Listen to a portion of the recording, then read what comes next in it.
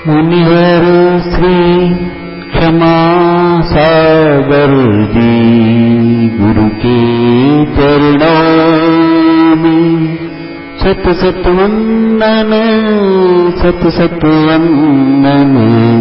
हम सब शीश नवाते हैं।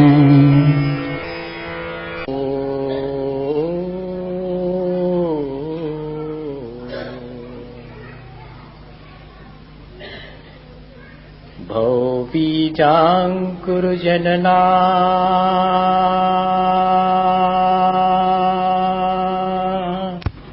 भौबीजाङ्कुरजनना रागाद्याक्षयमुपागतायस्य ब्रह्मा वा विष्णुर्वा हरो जिनो वा नमस्तस्मै।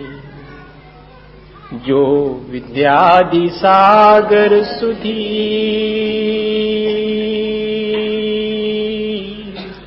जो विद्यादि सागर सुधी गुरु हैं हितैषी शुद्धात्म में निरत नित्य हितोपदेशी। वे पाप ग्रीष्म ऋतु में जल हैं सयाने पूजूं उन्हें सतत केवल ज्ञान पाने पूजूं उन्हें सतत केवल ज्ञान पाने। बोले भगवान महावीर स्वामी की, आचार्य कुंद कुंद स्वामी की, आचार्य गुरुवर विद्यासागर मुनि महाराज की।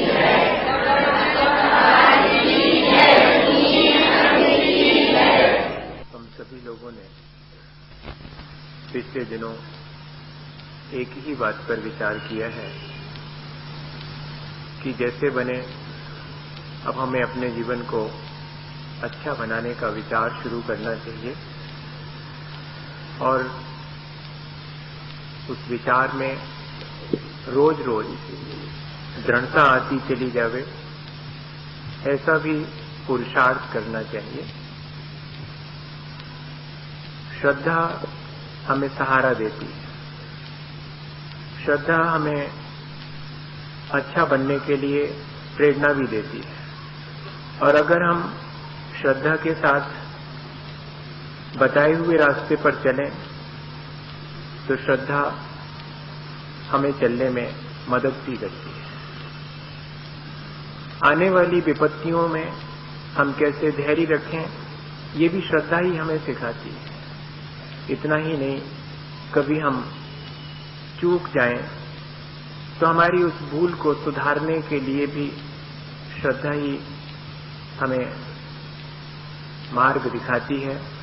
कभी हम गिर जाएं तो संभाल भी लेती है। श्रद्धा हमारे जीवन को पूरी तरह से परिवर्तित करती है और उसे अच्छा बनाने में सबसे बड़ा हाथ श्रद्धा का है। ज्ञान और आचरण हमारे जीवन को जो ऊंचाई नहीं दे पाते हैं वो श्रद्धा देती है। श्रद्धा से समन्वित ज्ञान और आचरण हो उसकी बात नहीं कर रहा हूं। बिना श्रद्धा के जो ज्ञान और आचरण है वो हमारे जीवन को बाह्य परिवर्तन दे सकता है, लेकिन आंतरिक जगत में कोई परिवर्तन ज्ञान और चारित्र से नहीं आता बिना श्रद्धा के।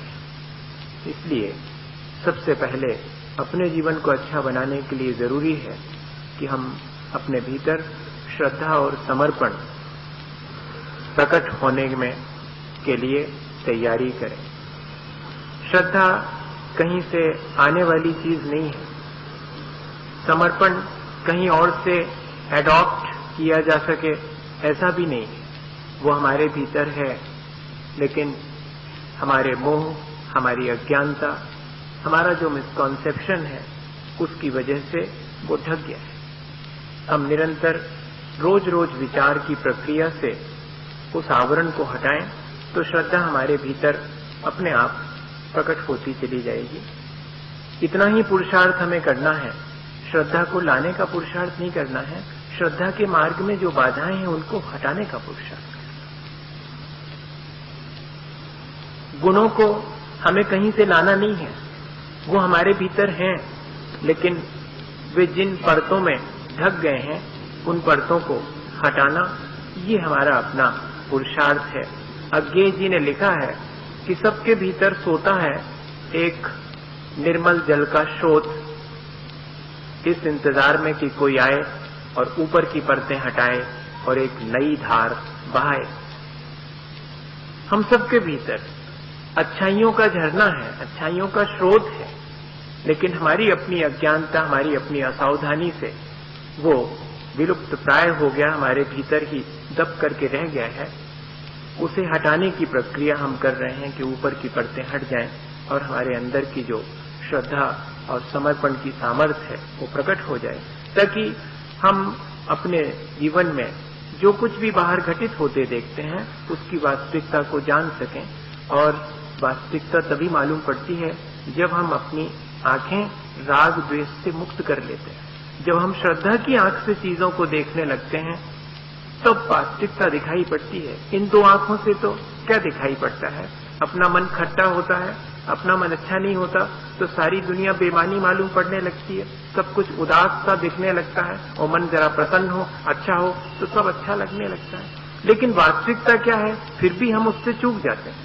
तो वास्तविकता देखने के लिए तो जरूरी है कि हमारे अंदर श्रद्धा की आंख प्रकट हो, और उसके लिए हमने पुरुषार्थ भी किया है कि बिना उसके हमारे श्रद्धा की आंख नहीं खुलने वाली। सहारा चाहिए, जिनकी आंख खुल गई है उनके चरणों में बैठना पड़ेगा, वो भी हमने पिछले दिनों समझ लिया है। लेकिन ये श्रद्धा की आंख कैसे खुलेगी?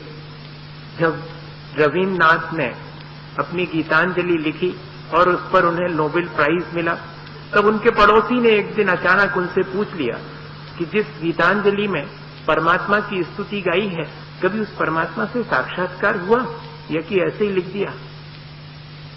तब रवीन्द्रनाथ ने अपने संस्मरण में लिखा कि मुझे पहली बार बहुत मुश्किल खड़ी हुई। जितनी मुश्किल तो मुझे गीतांजलि लिखने में नहीं हुई, उतनी मुश्किल उसके प्रश्न के समाधान खोजने में मुझे लगने लगी कि हाँ, सचमुच मैंने ईश्वर से साक्षात्कार तो किया ही नहीं, मुझे तो कभी नहीं दिखा। बड़े परेशान उन्होंने लिखा कि मैं कई दिन तक घर से बाहर नहीं निकला कि कहीं ऐसा ना हो कि वो पड़ोसी फिर से मिल जाए और फिर से मेरी तरफ देखकर अगर मुस्कुरा भी देगा तो मेरी तो मुश्किल हो जाएगी। लेकिन एक सुबह जबकि सूरज नहीं उगा था, उनका मन हुआ कि टहल के आते हैं, इतने सवेरे कौन मिलने वाला है और जल्दी से वापस लौट आएंगे। और वहां वेस्ट बंगाल में तो ऐसा है कि हर आदमी लगभग अपने घर के सामने एक पोखर, एक छोटा सा पानी का तालाब जैसा बना के रखता है, उसको पोखर बोलते हैं वे। उसमें वे मछलियां पालते हैं। अच्छा पानी नहीं होता, गंदा पानी रहता है, कीचड़ भी उसमें रहता है। वे चले जा रहे हैं रास्ते के किनारे किनारे, और अभी सूरज नहीं उगा है, चंद्रमा पूरी चांदनी बिखेरता हुआ आकाश में दिखाई पड़ रहा है। और अचानक वे एक पोखर के किनारे खड़े हुए। उसमें तो कीचड़ है, लेकिन उस सब के बावजूद भी उसमें चंद्रमा की परछाई एकदम निर्मल और उज्जवल उन्हें दिखाई पड़ी। बस जैसे ही उन्होंने उस गंदे पानी में भी चंद्रमा को निर्मल और स्पष्ट प्रतिबिंबित होते देखा तो बहुत जोर से हंसे और वापस लौट आए। उन्होंने लिखा कि मैं उस दिन इस इंतजार में रहा कि मेरा पड़ोसी मुझे मिल तो जाए। अभी तक तो उस पड़ोसी से बचने का मन होता था, आज मन हो रहा है कि दिन भर में वो मिल तो जाए, मैं उसे बता दूं कि हो गया, मुझे साक्षात्कार हो गया परमात्मा का। जो गीतांजलि लिखते समय नहीं हुआ वो आज हो गया। और मिल गया पड़ोसी और उससे कहा कि मुझे साक्षात्कार हो गया, और सारी घटना बताई कैसे साक्षात्कार हुआ। इस राग द्वेष के संसार में भी वो जो वीतरागता है वो फिर भी ज्यों की त्यों निर्मल और स्पष्ट है, जैसे कि चंद्रमा की निर्मलता को जो कि प्रतिबिंबित हो रहा है उस गंदे जल में, जल की गंदगी प्रभावित नहीं कर पाती। मेरे हृदय में भी तमाम राग द्वेष और विकृतियों के बावजूद भी मेरी अपनी जो स्वाभाविक निर्मलता है, वो जो मेरा परमात्मापन है, वो ज्यों का त्यों है। मुझे ये बात आज अनुभव में आ गई, ये बात, इस बात पर मुझे आज विश्वास हो गया। और हमें करना क्या है? करना यही है, जो संसार, शरीर और भोगों की वास्तविकता है और आत्मा का जो स्वरूप है, वो हमें ठीक ठीक मालूम पड़ जाए। एक ऐसी आंख, एक ऐसी दृष्टि की निर्मलता हमें प्राप्त हो जाए, तब फिर देखिएगा कि हमारा जीवन, हमारा दृष्टिकोण बदलने से अपने आप बदलना शुरू हो जाएगा। मैं तो देखता रहता हूं कि दृष्टिकोण बदलता नहीं है और सारा कुछ बदल जाता है, और फिर उसके बदल जाने से बाहर कोई बहुत प्रॉपर मैसेज नहीं मिलता, क्योंकि हमारे जीवन में तो वही राग द्वेष और वही विषय कषाय वो पड़ी रह जाती हैं, और हम बाह्य कुछ थोड़ी सी क्रियाएं दोहरा लेते हैं, थोड़ा सा अध्ययन करना शुरू कर देते हैं, पर ये चीजें हमारे जीवन को बहुत अच्छा और बहुत ऊंचा नहीं बना पाती। जरूरी है कि हम एक ऐसी दृष्टि प्राप्त कर लें। ये दृष्टि और करती क्या है? अब जरा देखें, हमें दृष्टि की निर्मलता प्राप्त हो गई, हमने मान लिया। अब इतने 3, 4, 5 रोज में, और हमने अपने विचार की प्रक्रिया से और अपनी दृष्टि को थोड़ा सा निर्मल बना लिया है। अब जरा देखें कि कितनी वो निर्मल हुई है। दृष्टि निर्मल हो जाती है तो कितनी चीजें हमारे भीतर ऑटोमेटिकली मैनिफेस्ट होना शुरू हो जाती हैं। हमारे भीतर उन सब चीजों का प्रगटीकरण अपने आप होना शुरू हो जाता। कसौटी है, हम उस पर अब कस के देखेंगे अपनी श्रद्धा को कि हाँ, सचमुच हमारे अंदर ऐसी दृष्टि की निर्मलता या ऐसी श्रद्धा उत्पन्न हो गई है, जिससे कि मेरे भीतर जो क्वालिटेटिव चेंजेस होना चाहिए थे वो होना शुरू हो गए हैं। मेरी अपनी क्वालिटीज अब अपने आप बाहर प्रकट होने लगी। जब कोई विपत्ति आती है तो हम भयभीत हो जाते हैं, ये सबके साथ है। जब कोई दुख आता है हम बेचैन हो जाते हैं, जब कोई सुख का अवसर आता है हम एक्साइट हो जाते हैं। लेकिन वास्तविकता तो ये नहीं है। सुख और दुख दोनों को एक जैसा क्या हम स्वीकार नहीं कर सकते हैं? श्रद्धा और दृष्टि की निर्मलता तो हमें यही सिखाती है। यही क्वालिटी हमारे भीतर आ जाएगी कि विपत्ति फिर मुझे बेचैन नहीं कर पाएगी और सुख के क्षण मुझे एक्साइट नहीं कर पाएंगे, मुझे अहंकारित नहीं कर पाएंगे। अगर ये चीज हमारे भीतर आ जाए तो समझना कि हाँ, श्रद्धा हमारी अब बहुत निर्मल हो गई है, या कि दृष्टि हमें वास्तविक मिल गई है। वरना तो हम लोग श्रद्धा और भक्ति बहुत प्रकट करते हैं, लेकिन जीवन में जब हमारे विपत्ति या कि सुख का अवसर आता है तब हम चूक जाते हैं। टोटल एक्सेप्टेशन, पूर्ण स्वीकृति, जो कुछ भी घटित हो रहा है जीवन में उसको सहज रूप से स्वीकार करते चले जाना। अगर वास्तविक दृष्टि मिल गई है तो ठीक ऐसे ही जैसे कि एक बेटा है किसी के और एक बिटिया है, और घर में एक मुकुट रखा हुआ है सोने का, और मन है पिता का कि अब बेटी का ब्याह होने को है, इसका हार बनवा देवे। तो सोने का मुकुट तोड़वा करके और बिटिया के लिए हार बनने के लिए चला गया है। तो बेटे को बहुत दुख हो रहा है कि मेरा मुकुट अब नष्ट किया जा रहा है। बिटिया खुश है कि मेरे लिए हार बनाया जा रहा है। पिता को तो दोनों में ही बराबरी है। सोना तो कहीं नहीं गया, चाहे मुकुट के फॉर्म में हो, चाहे वो हार के फॉर्म में हो, किसी भी रूप में हो, पिता को उससे कोई फर्क नहीं पड़ता। क्या ऐसी ही दृष्टि हमारी है? अभी तो नहीं है, अभी तो सिर्फ विचारों में है। अभी तो अनुभूति में भी अगर ऐसा ही आना शुरू हो जाए तब मानिएगा कि हाँ, हमें वो दृष्टि प्राप्त हो गई है। इसीलिए तो रेयर है, बहुत कठिन है। इसीलिए आज के समय में ऐसी दृष्टि की निर्मलता, जिसको हम सम्यक दर्शन कहते हैं, जो कि बहुत दुर्लभ है, और एक बार प्राप्त हो जाने के बाद फिर उसी संसार के कीचड़ में रहते हुए भी व्यक्ति अलिप्त हो जाता। कैसे हो जाता होगा अलिप्त? सब कुछ करते हुए भी और उससे ऊपर है ऐसा कोई हमारे अंदर एक भाव, एक अनुभूति हमारे भीतर उत्पन्न हो। हमारा प्रयत्न तो यही है। एक छोटा सा उदाहरण अपन देख लें जिससे कि मालूम पड़े कि हाँ ऐसा संभव है। इस तरह की दृष्टि हमें मिल जाए तो हमारे जीवन में ऐसे अवसर आने पर हम ज्यादा मुश्किल में नहीं पड़ेंगे। लेकिन उदाहरण तो उदाहरण है, हमें उसको अपने जीवन में उसको सूत्र की तरह पिरो करके रख लेना चाहिए ताकि वो कभी काम आए। एक बहुत बड़ा राजा था, लेकिन कोई कितना भी बड़ा हो विपत्ति उससे भी आती है। तीर्थंकरों के भी अपने ऊपर विपत्तियां आई और राजा के ऊपर विपत्ति ये आई कि पड़ोसी राज्य ने आक्रमण कर दिया। सेनाएं जहां तक लड़ पाई लड़ी। उसके अपने बचपन का एक दोस्त वो बहुत बड़ा साधु बन गया था। तब एक दिन उसी राजकाज के दौरान राजा ने अपने उस साधु बने मित्र से कहा था कि कोई एक आध मेरे जीवन के लिए सूत्र तो दे दो कि कभी कोई विपत्ति आए तो मैं उसके सहारे और मुश्किल को आसान बना करके उससे निकल सकूं।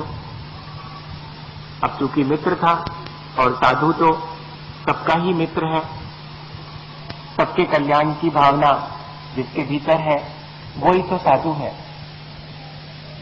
तो उन्होंने वैसे भी और एक मंत्र सूत्र की तरह दे दिया, पर कहा कि सुनो इसे अभी खोल कर मत देखना, इसे तो तुम दिव्य के भीतर रख करके अपने पास रखे रहो। जब बहुत बड़ी विपत्ति आए जिससे कि बचना मुश्किल हो, अब कोई उपाय नहीं सूझ रहा है, तब इसको निकाल लेना, तब इसको देख लेना। राजा ने कहा ठीक है। कभी अवसर ही नहीं आया अपने राजकाज के दौरान, लेकिन आज जब राजपाट छूट गया है और जंगल में दिन बिताना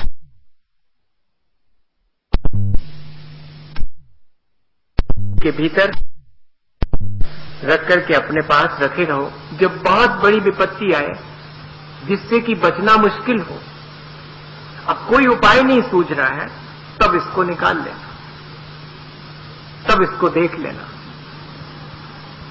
राजा ने कहा ठीक है। कभी अवसर ही नहीं आया अपने राजकाज के दौरान, लेकिन आज जब राजपाट छूट गया है और जंगल में दिन बिताना पड़ रहे हैं और उस दौरान भी अचानक ऐसा हुआ कि दूसरे राज्य के सैनिक राजा को ढूंढते हुए आ गए।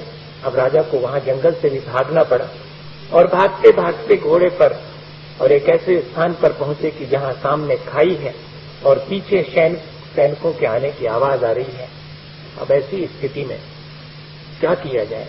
इस विपत्ति में भी कैसे धैर्य रखा जाए? एक ऐसी दृष्टि कैसे मिले जिससे कि मैं इस विपत्ति से बच जाऊं? ये श्रद्धा है जो कि हमें इस तरह की विपत्ति में भी धैर्य बना सकती है। ये हमारा विश्वास है बस। लेकिन उस समय वो विश्वास गायब हो जाता है सबके हाथ से और उसे तुरंत ध्यान आया कि मेरे उस मित्र ने जो साधु बन गया है, मुझे ऐसे मौके के लिए एक सूत्र दिया था, एक मंत्र दिया था, मैं जरा आज उसको देखूं। वर्षों से पड़ा हुआ है डिग्गी में बंद, और उसने निकाल करके उसको खोल करके कागज पर देखा तो उसमें मंत्र क्या था? उसमें तो सिर्फ इतना ही लिखा था कि this day will also pass, ये दिन भी बीत जाएगा, ये क्षण भी गुजर जाएगा। Don't worry, don't fear. कोई डरने की आवश्यकता नहीं है, कोई चिंतित होने की आवश्यकता नहीं है। सब दिन निकल जाते हैं जीवन में, अच्छे भी और बुरे भी। अच्छे दिनों में हम अहंकार करें तो भी निकल जाते हैं, बुरे दिनों में हम शोक से और विड्रॉ कर लें, बहुत अधिक बेचैन और चिंतित होकर के एक कोने में जाकर के बैठ जाएं, तब भी वो दिन व्यतीत हो जाते हैं। This day will also pass, ये समय ये दिन भी निकल जाए। बस इतनी सी बात। और राजा को बहुत बहुत साहस आ गया।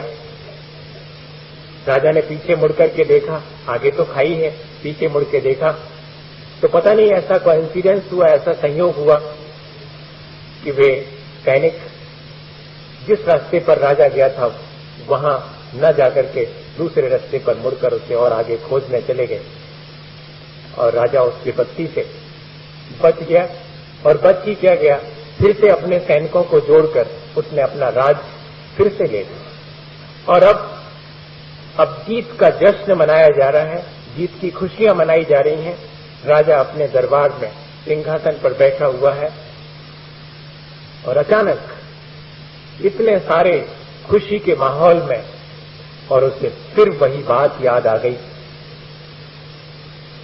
कि उस कागज में क्या लिखा था, this day will also pass. ये खुशियों के क्षण ये भी ठीक वैसे ही बीत जाएंगे जैसे उस समय विपत्ति के क्षणों में लगता था कि कैसे बीतेंगे। और लिखा तो उस कहानी में यही है कि फिर राजा राजपाट करते हुए भी उस राजपाट में लिप्त नहीं हुआ, वो तो वहां रहते हुए भी और मानो वहां नहीं था। उन सब चीजों से वो ऊपर उठ गया। क्या ये कहानी हमें कोई मैसेज देती है? हमारे जीवन में तो ऐसी घटनाएं होती हैं। ठीक है, हम राजा नहीं है, ठीक है, हमारे सामने कोई लड़ाई नहीं है ऐसी जो कि स्थूल हो, लेकिन हमें तो रोज लड़ना पड़ता है, अपनी कषायों से रोज लड़ना पड़ता है, हमें अपने मोह से, हमें अपनी अज्ञानता से रोज लड़ाई लड़नी पड़ती है। और हर बार हम अपनी अज्ञानता और कषायों से ही हारते हैं, किसी और से नहीं हारते, न किसी और पर हमारी जीत होती है। जीत हमारी तब होती है जबकि हम इन कषायों को जीत लेते हैं, और हार हमारी तब होती है जब हम कषायों को अपने जीवन में जगह दे देते हैं और उनसे प्रेरित होकर के अपनी अज्ञानतावश उन्हीं में लिप्त हो जाते हैं, तब हम ही हार जाते हैं। ये इस विपत्ति से जो कि रोज रोज की है, उससे बचने के लिए भी ये श्रद्धा ही हमें एकमात्र सहारा देती है। मार्ग कौन सा सही है ये दिखाती है, और अगर हम चलने लगें तो वो हमारी मदद भी करती है। इतने सारे काम ये श्रद्धा ही करती है। हमें संसार में हर स्थिति में निर्भय और निशंक होकर के जीवन जीने की, अत्यंत निश्चिंत होकर। भैया, जिसका जितने लोगों से प्यार है वो उतना ही निश्चिंत है। अनुभव करते हैं आप, आपके पड़ोसी से आपके अच्छे संबंध हैं, ताला खुला छोड़ करके या उसके जिम्मे छोड़ करके 2-4 दिन की यात्रा पर निकल जाओ, कोई परेशानी नहीं होती, बड़ी निश्चिंतता रहती है कि पड़ोसी से हमारे बहुत अच्छे संबंध हैं, घर छोड़ के भी आए हैं तब भी निश्चिंत हैं, कोई हानि नहीं होने वाली। और ऐसा ही प्राणी मात्र के प्रति अगर यही दृष्टि की निर्मलता हमारे जीवन में आ जाए, तब फिर बताइएगा कितनी निश्चिंतता आएगी, कितने हम निर्भय हो जाएंगे। अभी तो कदम कदम पर जो है बाजू वाले से भी हमें भय लगता है, अपनों से तक हमें भय लगने लगता है कि कभी यही हमारा बिगाड़ न कर दे। अभी हमारे भीतर इतना विश्वास है ही नहीं, इतना सेल्फ कॉन्फिडेंस आया ही नहीं है कि कोई मुझे मुश्किल में कब डाल सकता है और कोई मेरी मदद कब कर सकता है।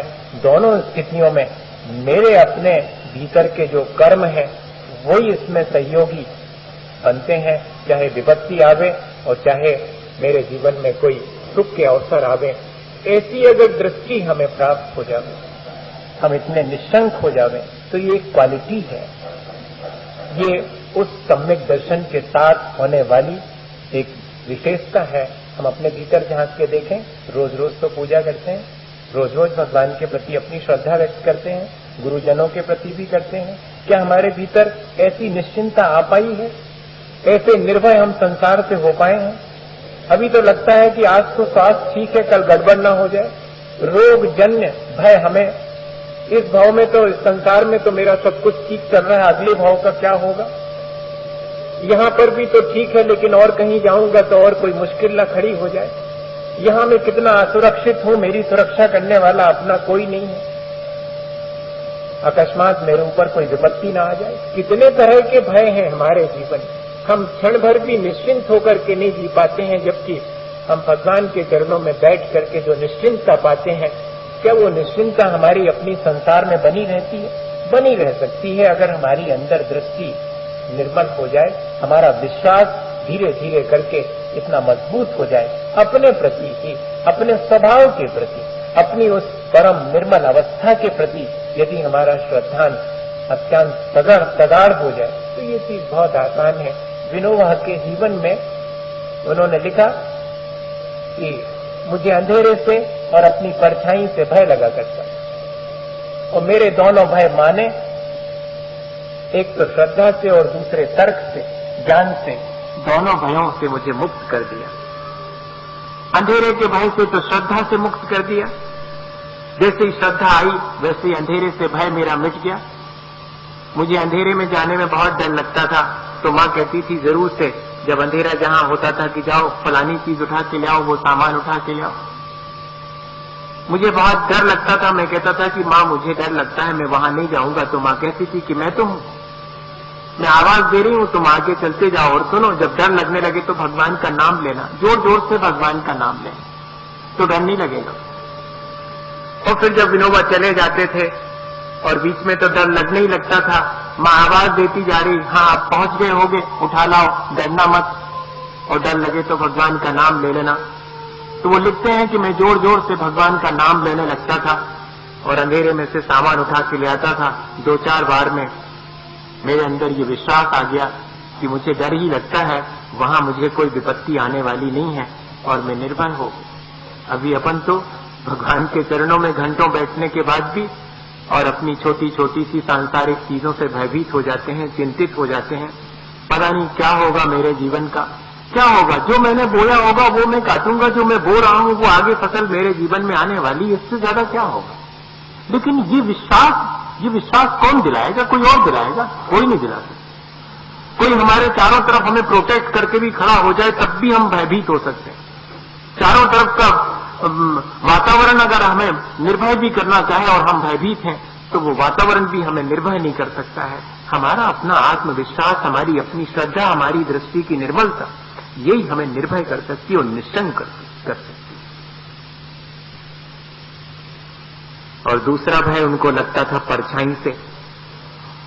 जब भी धूप में परछाई पड़ती थी तब ये यहां से वहां भागते थे और कहते, मां देखो वो मेरा पीछा कर रही है और मुझे बड़ा डर लग रहा है, मुझे बचाओ उससे। एक दिन माँ ने जो है आकर के कहा कि देख, तू उससे बेकार में डरा करता है, वो तो तेरी सब बात मानती। बोले नहीं मानती, वो तो मेरा पीछा करती, मैं कहीं भी जाता हूं वो पीछे पीछे आ जाती है। तो उन्होंने कहा कि अच्छा मैं बताती हूं कि कैसे तेरी बात मानती। अपना हाथ तो रख सिर पर। हाथ रखा सिर पर, देख जरा, उसने भी अपना हाथ रख लिया सिर पर, तेरी सब बात मानती वो। तू बैठ के देख ले। अच्छा बैठ गए तो वो भी बैठ गई छाया। अब छाया तो है, जैसा करोगे वैसे। देख तेरी सब बात मानती कि नहीं। तब इन्होंने लिखा कि मुझे हंसी आ गई कि अरे मैं तो इससे डर रहा हूं, ये तो मेरी सब बात मानती है। श्रद्धा और तर्क दोनों से ही भय से मुक्त हो जाते हैं।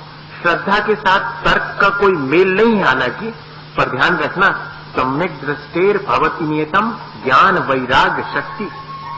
जैसे ही दृष्टि की निर्मलता आती है, ज्ञान और वैराग दोनों की सामर्थ्य हमारे भीतर ऑटोमेटिकली आना शुरू होती है और वही चीज हमें फिर निर्भय और निश्चंक कर देती है। इदमेव दृश्यमेव तत्वम नान्यन्य चान्यथा इत्य कंपाय सांभोवत तन्मार्गे संशया रुचि।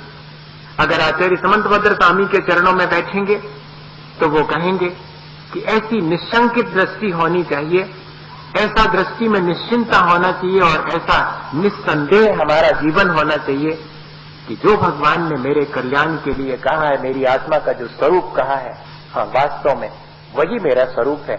मुझे अब कोई डाउट नहीं रह गया। ये बात अलग है कि मेरी अज्ञानता के कारण, मेरे ज्ञान की कमी के कारण मुझे वो बात समझ में ना आ रही हो, मेरे मन में क्वेश्चन हो सकता है लेकिन डाउट नहीं। मेरे मन में शंका हो सकती है, क्वेश्चन हो सकता है, क्यूरियोसिटी हो सकती है, जिज्ञासा हो सकती है, उसके समाधान की मैं कोशिश कर सकता हूं, लेकिन संदेह नहीं। डाउट और क्वेश्चन में फर्क है। क्वेश्चन में तो हम उस चीज को जानने के लिए प्रयत्न कर रहे हैं और डाउट में तो हमने मान ही लिया है कि ये चीज ऐसी है ही नहीं। कहते तो जरूर है कि सम्यक दर्शन ज्ञान चारित्र से मोक्ष प्राप्ति होती है उनकी एक रूपता से, लेकिन क्या पता होती कि नहीं होती, ये डाउट है।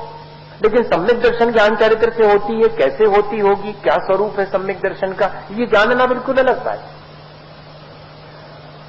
जैसा भगवान ने इदमेव ईदृशमेव तत्वम न अन्य न अचा अन्य था, जैसा भगवान ने स्वरूप हमारे आत्मा का और समस्त पदार्थों का बताया है, ठीक वैसा ही है, उसी प्रकार है, अन्य और अन्यथा नहीं है।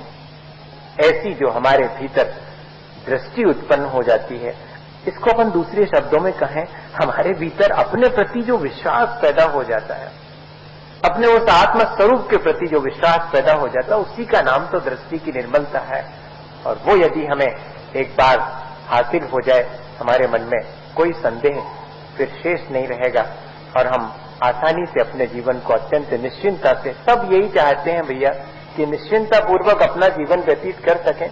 कदम कदम पर जो है संदेह, कदम कदम पर जो है अनिश्चितता, बड़ी अनसर्टेनिटी लगती है, पता नहीं कब क्या हो जाएगा, कैसा लगने लगता है, एक एक कदम चलना मुश्किल हो जाता है, जीवन का व्यतीत होना मुश्किल हो जाता है। ऐसी स्थिति में हम क्या करें?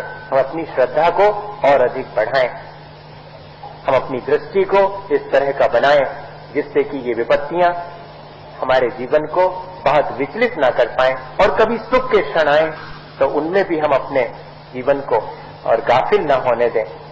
अगर इस तरह हम अपने जीवन को बनाएं तो हमारा जीवन जरूर से अच्छा बनेगा, इसी भावना के साथ कि हम सब दृष्टि की निर्मलता को प्राप्त करके अपने जीवन को अच्छा बनाएं।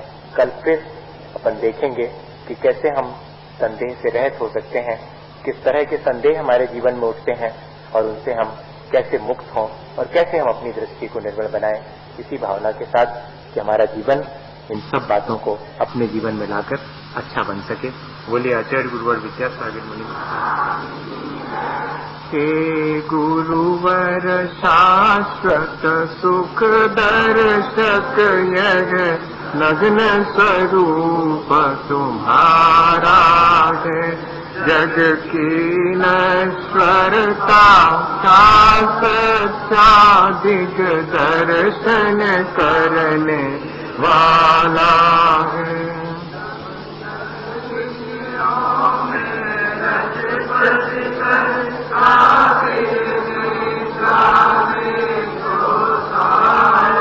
अथवा शिव के निष्कंटक पथ में विषकंटक होता हो,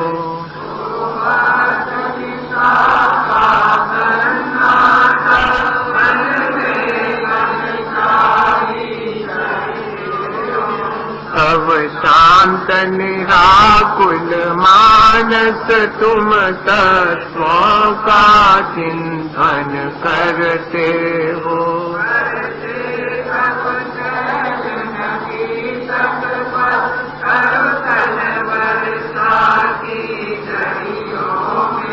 समता रस पान किया करते सुख दुख दोनों की घड़ियों में।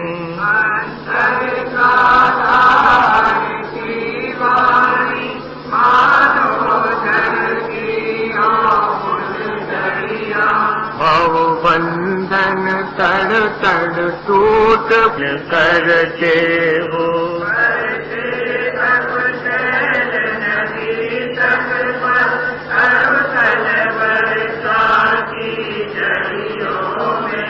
समता रस पान किया करते सुख दुख दोनों की घड़ियों में।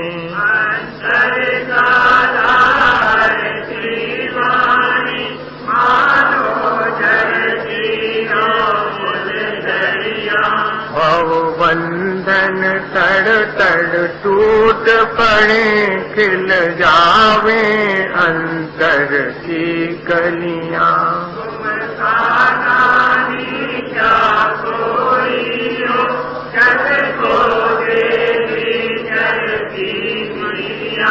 दिन रात लुटाया करते हो शम शम की अविनश्वर मणिया।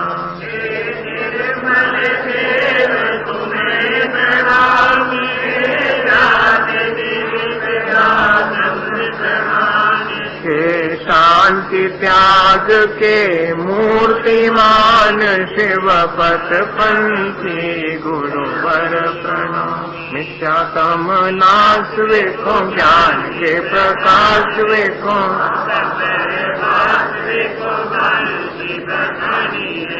चौहो द्रव्य ज्ञान वेखो बंद विद्वान वेखो, स्वपर पिचान वेखो परम प्रमाणी है।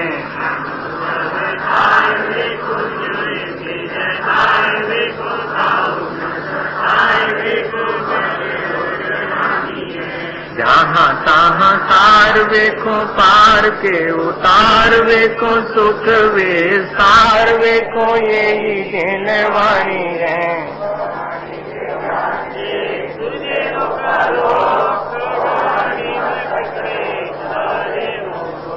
उदक चंदन तंडुल पुष्प कई धवल